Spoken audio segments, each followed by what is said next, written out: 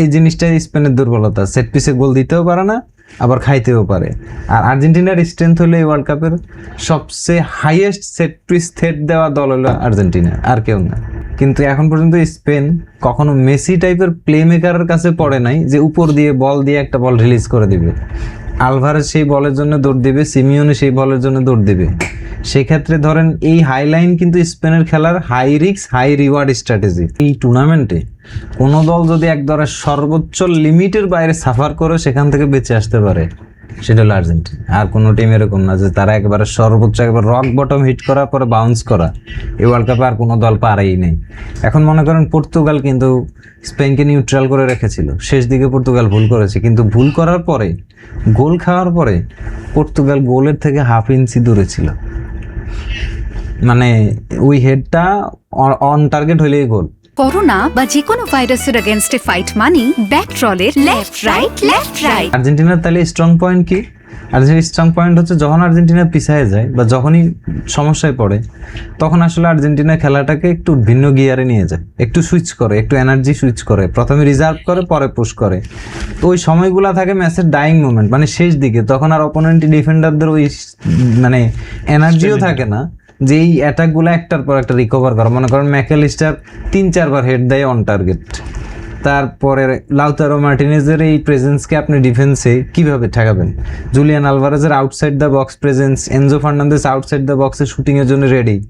এই সমস্ত সিচুয়েশন তো আসতেছেই। আর সবচেয়ে বড় কথা হলো টিল নাও এই ওয়ার্ল্ড কাপে ভাই যেটা বললেন, স্পেন কাউরে খুব বেশি সুযোগ দেয় নাই ট্রানজিশনে ব্রেক করতে। কিন্তু এখন পর্যন্ত স্পেন কখনো মেসি টাইপের প্লে মেকারের কাছে পড়ে নাই যে উপর দিয়ে বল দিয়ে একটা বল রিলিজ করে দিবে। আলভারেজ সেই বলের জন্য দৌড় দিবে, সিমিওনে সেই বলের জন্য দৌড় দিবে। সেক্ষেত্রে ধরেন এই হাইলাইন কিন্তু স্পেনের খেলার high risk high reward strategy অনেক উপরে তো থাকছে। তো হাই রিস্ক হাই স্ট্র্যাটেজিতে যেটা হইতে পারে, যদি ট্যাকেল মিস হয় তাহলে red card, last man foul. আবার যদি ট্যাকেল না হয়, টাইমিং না হয় এবং বল নিয়ে স্ট্রাইকার বেরিয়ে যায়, তাহলে গোলকিপারের সাথে 1-on-1। So high risk high reward যেমন থাকে, আবার হাই রিস্ক এক্সপ্লয়েট যদি কোনো প্লেয়ার একদম পারফেক্ট পিন পয়েন্ট পাস দিয়ে কেউ করতে পারে, ডিফেন্স লাইন ব্রেকিং, মানে এক পাসে পুরো মিডফিল্ড খুলে গেছে। এই পাসটা আমার মেসির তার career through out the career প্রতি সপ্তাহে করতে দেখছি।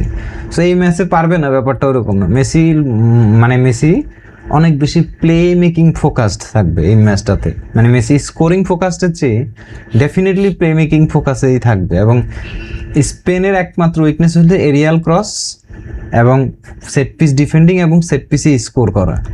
এই জিনিসটাই স্পেনের দুর্বলতা, সেট পিসে গোল দিতেও পারে না, আবার খাইতেও পারে। আর আর্জেন্টিনার স্ট্রেংথ হলো এই ওয়ার্ল্ড কাপের সবচেয়ে হাইয়েস্ট সেট পিস থ্রেট দেওয়া দল হলো আর্জেন্টিনা, আর কেউ না। সো এই দুইটা জায়গার ক্যালকুলেশন মিলাইলে আর্জেন্টিনা এই ম্যাচটা বের করতে পারে মোমেন্টামে, মানে মোমেন্টে। দুইটা মোমেন্টের প্রেশার, মনে করেন সেটা ফার্স্ট হাইড্রেশন ব্রেকের পরে এক প্রেশার, সেকেন্ড হাইড্রেশন ব্রেকের পরে এক প্রেশার, আর বাকি খেলাটা স্পেনের নিয়ন্ত্রণেই আসলে থাকার কথা।